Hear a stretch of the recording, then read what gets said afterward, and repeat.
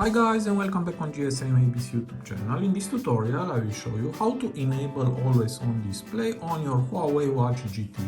So let's do it. So as you can see now my watch doesn't have enabled always on display on it, and to do this it is very easy. Just go to all apps and here go to settings. Scroll down, go to watch face and home, and again scroll down and we have here always on display. Just enable this function. This will reduce battery life. Continue, choose yes. And also here we have some always on display style, and the default style is light speed. You can choose from here. I tried this feature, but for me it doesn't work. I don't know why.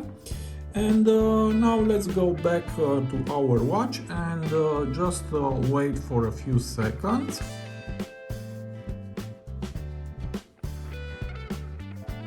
And this is how it looks with always on display enabled. And to wake up your watch, just press once and we are back.